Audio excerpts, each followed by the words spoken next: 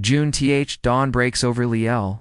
3 Ford JT streak across the line. 1, 2, 3. Crushing, humiliating defeat for Enzo Ferrari on motorsport's most sacred ground. Hollywood painted heroes, but they buried the real beast in the belly of those winning cars. Forget the fairy tale. This is the story of raw American vengeance forged in the white-hot fury of a personal insult. It's the story of a secret weapon born not just to win, but to annihilate. A cast-iron monster so heavy for its own legendary driver Ken Miles spat its nickname with contempt. The side-oiler conceived. Not in glory, but in the bitter ashes of Enzo Ferrari's betrayal. Just years earlier, Henry Ford too humiliated. He thought he'd bought Ferrari. Champagne was chilling. Then came the telegram. Birth and betrayal. Enzo Ferrari called Henry Ford a fat tractor salesman. Ford's revenge plan annihilate Ferrari at LEA, but Ford's engines were time bombs. At the race, every jet blew up by hour, the New York Times jeered. Ford's tractors belong in cornfields. Villainous, Ford's quiet genius. His mission? Redesign the fee block to survive hours at RPM, working in Ford's Dearborn Skunk Works. Innis scrapped the standard top oiler design. His solution? A secret oil gallery drilled along the block's left side, feeding the crankshaft first. Mechanics dubbed it the side oiler. And it was so radical, Ford's execs nearly killed it. Each block required plus hours of hand machining. But Innis fought back. If you want to beat Ferrari, you bleed for it. Early tests were catastrophic. At Daytona, Fred Laurenzen's blew after laps. Mechanic Erbnab, Holman Moody recalled, oil pressure dropped like a rock. We pulled the pan. The bearings looked like charcoal. The top oiler design starved the crank at high RPMs. Herbnab said bearings looked like charcoal briquettes. We found metal shavings in the pan. The crank was eating itself alive. By Ford was the auto world's titan, but their racing rep was underwhelming. Enzo Ferrari had 6 consecutive wins at Le Mans, and Ford-powered cars were coming dead last week after week. Boardroom lunches became uncomfortable as both managers and engineers scrambled for ideas to beat Ferrari, coupled with the international humiliation Henry Ford was subjected to after Ferrari pulled out of their trade at the last minute. It was a cloudy season at Ford's plants. That didn't last for long. Henry and his team of engineers decided to challenge Ferrari at his turf to build their credibility. The turf was Lima, a French endurance race known for chewing up engines, spitting out transmissions, and breaking the spirits of the world's best drivers. At that time, Ferrari owned it. They'd won it 4 years in a row, while Ford hadn't even come close. So, how do you take down a racing dynasty halfway across the world? You build something faster, tougher, meaner, and louder. And that's where the FIA side story began. Now let's get something straight. It wasn't Ford's first big engine, but it was the first one built specifically to destroy a Ferrari. Back then, Ford was using a series of engines under the Fay family. Until they were good street engines, solid NASCAR performers. These engines took the place of the outgoing Y-block engine, which only ran for a few years after replacing the flathead V. The Fee went through different iterations and was constantly being adjusted and perfected, before being replaced by the Series and Series, but LAL was a different animal. A regular V could hold up for a few hundred miles, maybe, but Liel was me in a single race, over hours. If Ford wanted to beat Ferrari, they'd need reliability and raw power. So Ford went back to the drawing board and went to war with their own design limitations. And what they came up with wasn't just a bigger engine. It was a monster. The Cubic and Fe was their declaration of war against Enzo L of raw cast-iron brutality. Though it was slightly smaller in displacement than the stood tall as the true performance king of Ford's Fed engine family, and the only one built purely for racing. Introduced in the actually displaced Cub-In, but Ford rounded it up to meet the maximum engine size allowed by several racing organizations at the time. The S-thin wall block was cast using a high nickel alloy and featured a thicker deck, allowing it to handle higher compression ratios. A shortened stroke enabled high revving performance while its massive in-bore pushed the Fee design to its limits. However, this meant the block could only be safely overboard by in. Any more risked compromising structural integrity? To survive the brutal demands of high RPM racing above RPM, Ford made several key upgrades. Most S ran solid lifters for better high RPM horsepower, while steel crankshafts replaced cast ones for added strength. Reinforced main bearing webs and cross-bolted main caps improved bottom-end durability under load. These enhancements made the formidable, but still not bulletproof, when it came to withstanding the relentless abuse of NASCAR and Lemon. Ford engineers realized it was time to rethink one of the engine's most vital systems, oiling. The weak link revealed itself on the racetrack. During extended runs above RPM, the crankshaft and main bearings suffered from insufficient oil pressure, leading to catastrophic bottom-end failures. Engineers traced the issue to the oiling system. In the standard FE layout, oil was routed to the camshaft, and valve trained first with the crankshaft and main bearings receiving whatever pressure remained. That sequence might have worked for street engines, but not for a race motor screaming above RPM for hours on end. The high RPM demands of racing, where engines were pushed to their limits for hours, starved the crank of lubrication, causing bearing wear, overheating, and ultimately engine failure. This weakness threatened Ford's ambitions in motorsports, as reliability was as crucial as power in securing victories. Ford's engineers, recognizing the urgency, set out to redesign the lubrication system to prioritize the bottom end. Beyond lubrication issues, the FE faced significant overheating challenges. The engine's high compression ratio and massive power output, often exceeding horsepower in racing trim with high rhesus, generated immense heat. In NASCAR, where airspeeds on superspeedways limited cooling airflow, and in endurance racing, where sustained high RPMs were the norm, the S-cooling system struggled to dissipate heat effectively. The radiator and water pump designs in early Ford unpowered vehicles, such as NASCAR stock cars and JT prototypes, were often inadequate for racing conditions. In NASCAR, overheating led to blown head gaskets and warped cylinder heads, forcing drivers like Fred Lorenzen to retire from races they were poised to win. Lemon, the GT's compact chassis constrained radiator size, exacerbating cooling issues. The S oil temperatures also spiked, particularly in the top oiler system, where insufficient flow to the bearings caused friction-induced heat buildup. These overheating problems compounded the lubrication failures, creating a vicious cycle of mechanical distress. The S prodigious torque LBFT in street trim and higher in racing configurations created additional challenges for drivetrain components. In NASCAR stock cars, the engine's power overwhelmed transmissions, clutches, and rear axles, leading to frequent failures. Early 4-speed manual transmissions like those used in Ford Galaxies struggled to handle the S-torque with gear teeth shearing under aggressive shifts. Clutches burned out and differentials failed, particularly during restarts or when drivers powered out of corners. In the G-th S-torque posed similar problems. Transaxle, designed for the lighter cubic inch engine in earlier GTS, was ill-equipped for the S output. During testing in early races, transaxle failures were common, with gears and bearings unable to withstand the engine's force. These issues forced Ford to develop heavy-duty drivetrain components, including reinforced transmissions and transaxles, adding weight and complexity to the vehicles. The drivetrain challenges highlighted a broader issue. The S-power exposed weaknesses throughout the vehicle. Every gain in horsepower revealed a new bottleneck, requiring engineers to strengthen not just the engine, but the entire platform. This iterative process was time-consuming and costly, delaying Ford's competitive edge in motorsports. The S early failures were not just technical, they were public and deeply humiliating for Ford. In NASCAR, high-profile retirements due to engine blowups or drivetrain failures damaged Ford's reputation as Chrysler S-hammered. Plymouths and Dodges racked up wins at LA. The GT's mechanical woes in and where no Ford finished the race were a source of embarrassment for Henry Ford II, who had personally staked his legacy on defeating Ferrari. These setbacks, dramatized in Ford v.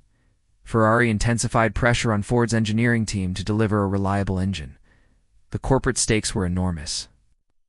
Ford's motorsport program was a high-visibility effort to showcase American engineering and boost brand prestige. Each failure on the track was a blow to Ford's image, prompting scrutiny from executives and shareholders. Engineers faced relentless deadlines to fix the S issues, with the added challenge of balancing racing development with production demands for street vehicles. The pressure to succeed drove a culture of innovation, but also led to rushed solutions such as interim cooling upgrades that sometimes fell short. The S challenges were compounded by fierce competition. In NASCAR, Chrysler's Hemi, introduced and offered superior reliability and comparable power with its hemispherical combustion chambers optimizing airflow. The Hemi S robust lubrication system outshone the S-top oiler, allowing Chrysler teams led by drivers like Richard Petty to dominate races in Ford S response. The SoC Camry produced horsepower, but was banned by NASCAR and after Chrysler protests, leaving the pushrod to carry the fight, as noted in Haggerty. At LaFerrari SP and earlier P-Series cars were engineered for endurance with refined engines and lightweight chassis. The GT's early S, plagued by lubrication and cooling issues, couldn't match Ferrari's reliability, leading to Ford's failures, and Ferrari's dominance added urgency to Ford's efforts, as each loss reinforced the perception that American cars could uncompete in European endurance racing. By Ford's engineers, led by figures like Bill Ennis, recognized that the ES survival in motorsports required a fundamental rethink. Power alone was insufficient. Reliability was paramount. The top oiler's lubrication flaw was the primary target, as its inability to prioritize crankshaft oiling caused the majority of failures. The solution introduced was the side oiler block. The side oiler block featured a dedicated oil gallery running parallel to the crankshaft along the left side of the engine block.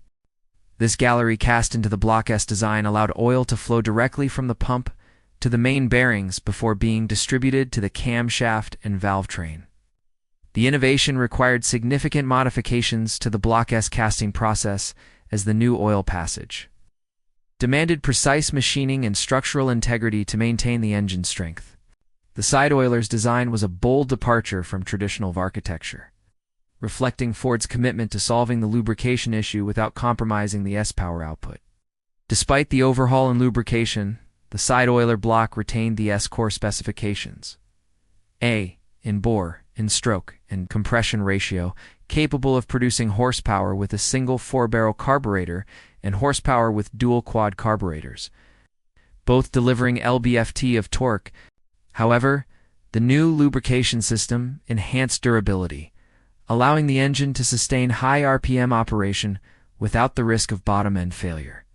The block also incorporated reinforced main bearing webs with cross-bolted caps, further strengthening the bottom end, and a forged steel crankshaft introduced and replaced earlier cast versions, improving resistance to stress. The side oiler's lubrication system also required careful calibration of the oil pump and passages to maintain optimal pressure and flow. Engineers conducted extensive testing to ensure the gallery delivered sufficient oil volume without starving other components. The design necessitated a high-capacity oil pump, as the side oiler S priority system demanded greater flow to feed the main bearings. First, while still supplying the camshaft and valve train, this attention to detail ensured they could operate reliably at high RPMs, where even minor lubrication failures could lead to catastrophic engine damage. The side oiler block's casting process was another critical aspect of its development. Adding the longitudinal oil gallery required modifications to the foundry molds, increasing production, complexity, and cost. The gallery had to be precisely integrated into the Block S structure without compromising its strength, as the high nickel alloy block was already designed for thin wall construction to reduce weight. Engineers balanced these factors by reinforcing key areas such as the main bearing webs, ensuring the block could handle the stresses of racing while adding the new oiling system forged in fire. Enzo Ferrari laughed. Americans build washing machines, not race engines. At La disaster struck again. Ken Miles' JDRN led for hours until the transmission exploded. Engineer Phil Remington, Shelby American. We knew the side oiler could last, but the transaxle, it was glass. Miles raged. You give me a grenade and tell me not to pull the pin? Shelby's team worked our shifts. Carroll Shelby threatened Ford.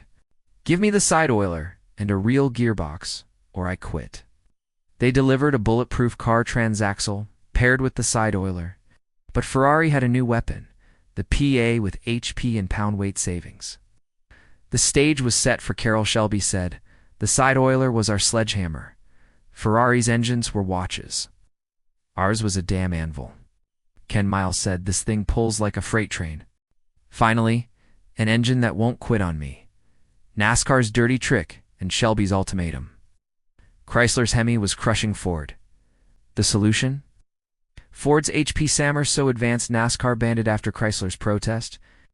Enzo Ferrari cabled Ford HQ. Your engines belong in laundry machines. With the Shelby's developed G-Team cowered by the side oiler, Ford was ready to humiliate Ferrari on the world's biggest stage. On June, 3 GTMKs driven by teams including Bruce McLaren, Chris Ayan, Ken Miles, Denny Hulme, and Ronnie Bucknam, Dick Hutcherson, lined up against Ferrari's Ps. The City Oilers' ability to deliver sustained high-speed performance, often exceeding mph on the Molson Straight, combined with its side-enhanced reliability, proved decisive. The engines ran flawlessly for hours, covering over me without a single mechanical failure, testament to the side Oilers' design. The McLaren Ian car took the checkered flag, followed by Miles, Hulme, and Bucknam Hutcherson, securing a sweep that shattered Ferrari's dominance. This victory was more than a win. It was a statement of American engineering supremacy. The side Oilers' endurance, producing approximately horsepower in lemon trim, allowed the GTTO maintain blistering speeds while withstanding the race's grueling demands. The side oiler prioritization of crankshaft lubrication ensured no bearing failures, critical factor in a race where reliability was as vital as speed. Lemon remains the side oiler's defining moment. Immortalized in the film Ford v Ferrari and celebrated as a win for precision engineering, while Lemon showcased the City Oiler endurance. NASCAR highlighted its raw power and reliability on American superspeedways. The engine's side oiler design addressed the bottom-end failures that had hindered earlier S in NASCAR's high RPM high-load conditions. With drivers like Fred Lorenzen, Ned Jarrett, David Pearson behind the wheel, the side oiler powered Ford entries to a string of victories throughout the Mid-S. And Fred Lorenzen, known as Fast Freddy, leveraged the side oiler plus horsepower in higher Reese's configuration to win the Daytona NASCAR's premier event. The engine's ability to sustain speeds above mph on Daytona's M Oval, combined with its durability over M, made it a gamicker. Lorenzen's victory marked the beginning of a dominant period for the dot side oiler supported by Hallman Moody, capitalizing on its performance. Ned Jarrett, the NASCAR Grand National Champion, also relied on the side oiler to secure multiple wins, including at Darlington and Charlotte. Jarrett's success highlighted the engine's versatility as it excelled on both high-speed tracks and shorter, more technical circuits. David Pearson emerged as a dominant force, using the side oiler to win races at tracks like Talladega and Bristol, the engine's brute strength, delivering torque that allowed drivers to power out of corners. And its high rev endurance made it nearly unbeatable in races where speed and reliability were paramount. The side oilers' NASCAR success was not without challenges. Rivals like Chrysler with their Hemi pushed Ford to continually refine the engine. The high-resizer heads designed for NASCAR maximized airflow, boosting horsepower, while the side oiler's lubrication system ensured the engine could withstand the intense heat and stress of M races. Ford's investment in testing, often conducted at tracks like Daytona and in collaboration with teams like Hallman Moody, ensured the side oiler remained competitive, contributing to Ford's NASCAR championships in and beyond. In NH drag racing, the side oiler showcased its ability to deliver explosive power in short bursts. The engine first gained prominence with the Ford Thunderbolt, a lightweight Fairlane equipped with that dominated the Supertalk class. The side oiler version elevated the performance, powering drag cars to record-setting runs. The Thunderbolt, with its side oiler tuned to produce around horsepower in stock form, was a terror. On the drag strip running a mile times in the low second range, drivers like Gas, Rhonda, and Dick Brandon used the torque and high RPM capability to outpace competitors. Securing NH titles and setting national records, the side oiler's reliability was critical in drag racing, where engines faced extreme stress during launches and high RPM shifts. By the late S, the side oiler found its way into NH funny cars and top fuel dragsters, where tuners pushed the engine to extraordinary limits. With dual carburetors, high-flow heads, and aggressive camshafts. Some S produced up to horsepower, though such modifications often strained the block's durability. The side oiler's robust lubrication system allowed the engine to handle these extreme tunes better than its top oiler predecessor, but frequent rebuilds were necessary. Drivers like Dino Don Nicholson and Connie Kita relied on the two-win NH events, cementing its reputation as a drag racing legend. Beyond lemons in NASCAR, the side oiler powered Carroll Shelby's SC Cobra 2 dominance in sports car racing.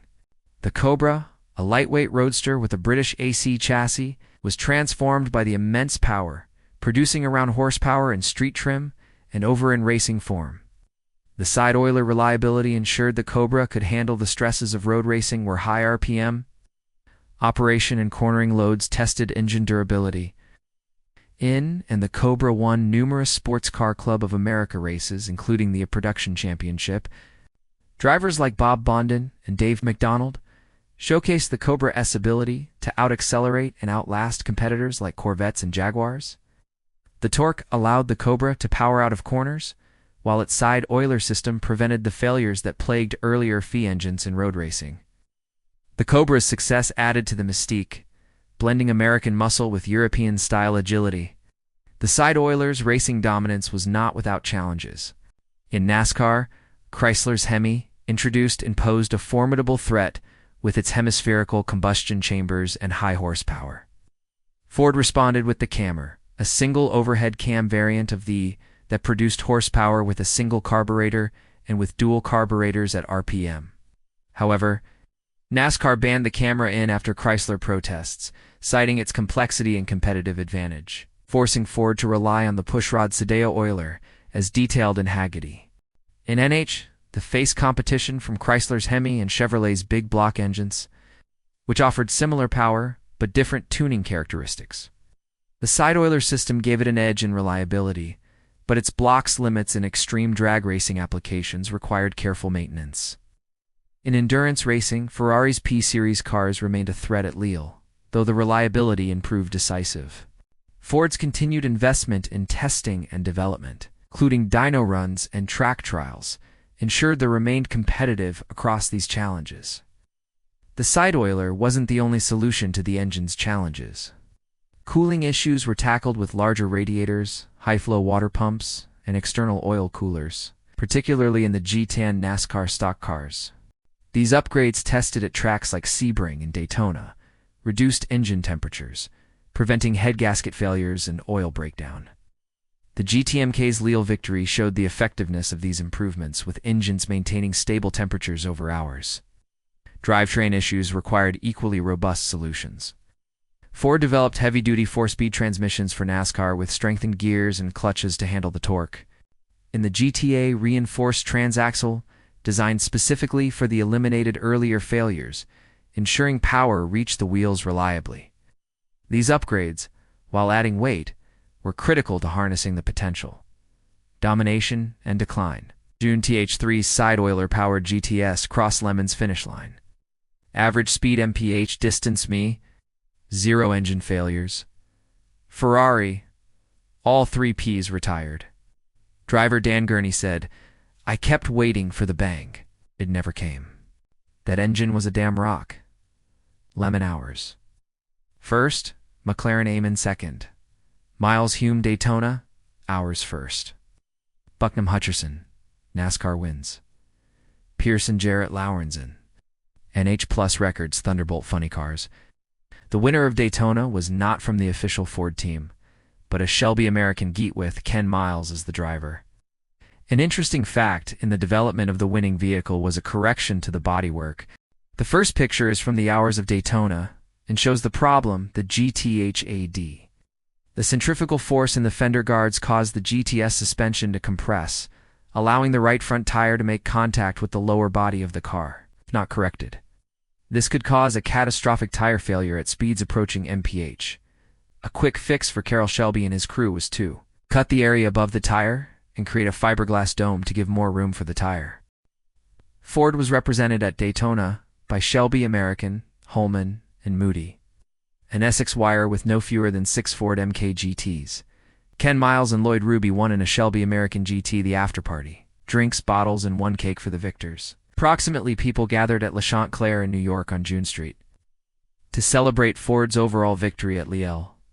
Drivers, team personnel, part suppliers, and media members sat down for a meal that rang the till $4 after tip, of course.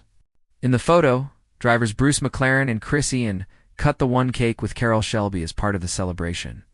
By the side, Euler was doomed. The Clean Air Act strangled high-compression engines. Insurance firms blacklisted muscle cars. Ford killed the only street-legal side Oilers were built. Mechanics wept as cores were scrapped. A legend was buried. Drivers called it the cast-iron anchor. After the victory, Ford continued pushing the G into the end seasons. But by the late the high-horsepower muscle car era was running into headwinds. The automotive landscape was shifting fast. The Clean Air Act, along with tightening emissions regulations, forced automakers to rethink performance. Engines had to burn cleaner, run leaner, comply with new federal mandates, none of which favored high-compression race-bird beasts like the side oiler. Requiring high-octane fuel and producing substantial emissions, that became an engineering liability in a suddenly eco-conscious industry. Rising insurance premiums added more pressure. With accident rates climbing among young drivers behind the wheel of muscle cars, insurers began targeting high-performance models, making them increasingly unaffordable. The demand for raw street-legal race cars began to collapse. Ford responded by pivoting to newer engines like the Cobra Jet and later the Series Cobra Jet, both of which delivered impressive performance with better emissions compliance and broader street appeal. By Ford officially ended production of the side oiler, quietly closing the book on one of the most legendary engines in its history. Its life had always been niche, designed for racing and installed in only a handful of production cars, like the Shelby Cobra and Ford Galaxy. With limited production and years of punishing use on the track, many original blocks were cracked, worn out, or left to rot in forgotten garages and junkyards. Its disappearance marked the end of an era, the fall of factory big blocks built purely for dominance. But the legend of the side oiler never faded. It lived on in the memories of racers who had trusted it at RPM, in collectors who hunted for usable blocks like buried treasure, and in the hearts of enthusiasts who knew this wasn't just another engine. By the a powerful wave of nostalgia swept through the automotive world. Collectors and enthusiasts began looking back at the golden era of American performance, an age when cars were raw, mechanical, and brutally fast. Few vehicles embodied that spirit more than the Shelby Cobra with its British-bred AC chassis and brutally overpowered side oiler under the hood. Alongside it stood the Ford Git, immortalized by its historic lemon victories. As collector interest exploded, so did values. A Shelby Cobra, once seen as a risky racer, sold for over $1 million in GTS. Commanded seven-figure sums. We have even seen an original prototype at Big Boy's Burgers in LA asking $1 million. The sheer scarcity of originals led to the rise of a booming replica market. Companies like Superformance, Factory, and Kirkham Motorsports began producing high-quality recreations of Cobras and GTS, giving fans a chance to own a slice of motorsport history at a fraction of the cost. But there was a catch. Many replicas came with modern small-block Ford engines. Efficient, reliable, and powerful. Yes, but lacking the sheer violence and soul of the original side. For enthusiasts, there was no substitute. To build a real Cobra or a GT Ven, a replica meant using the engine that made those cars legends. Carroll Shelby understood this better than anyone. In the late he saw the rising demand not just for cars but for authenticity. So Shelby American launched the Continuation Cobra program. Real Cobras built with modern techniques, but assigned new CSX serial numbers that continued directly from the original S run. These weren't kit cars. They were Shelby Cobras, blessed by the man himself. But there was one problem. The side oiler was extinct. Original blocks were nearly impossible to find, and those that survived were often cracked, warped, or simply worn out from years of racing abuse. Well, to bring the Cobra back the right way, Shelby had to resurrect the engine that built the legend. Reviving the side oiler was a daunting task.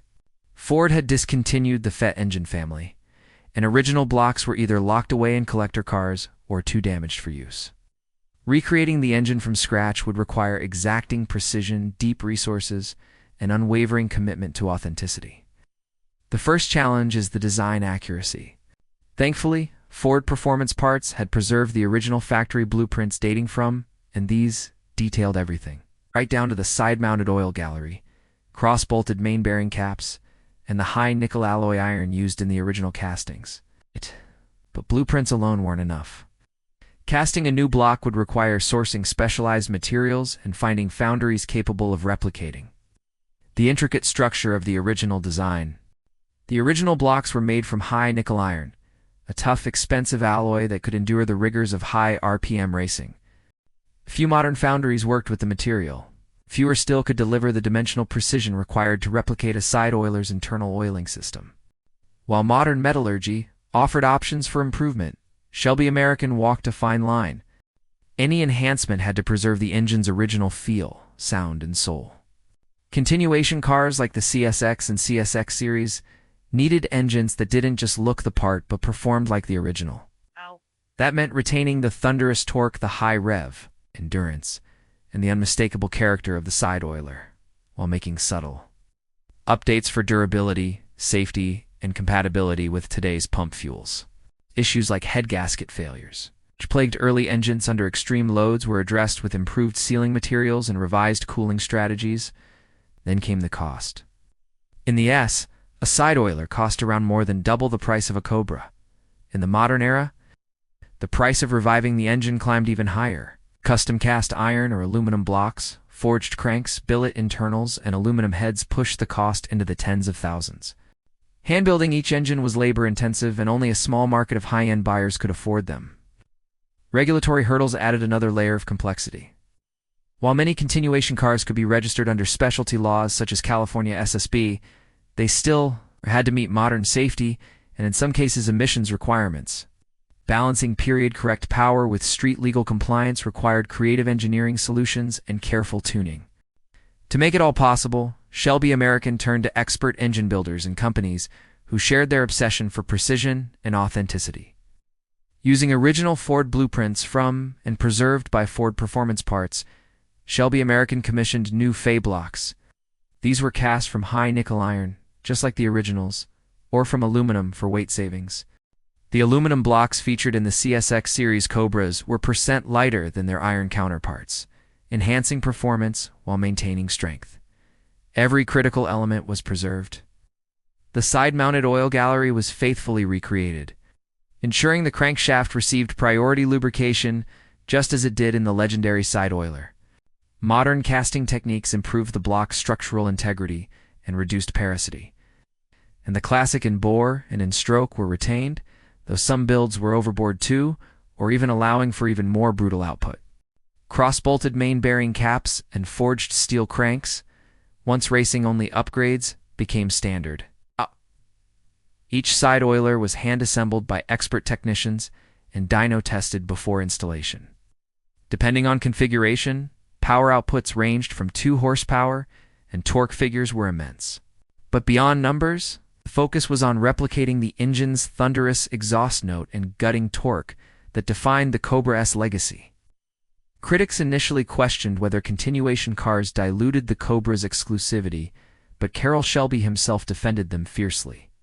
Built to original specs by his company, with the right engine at their core, they were reborn legends.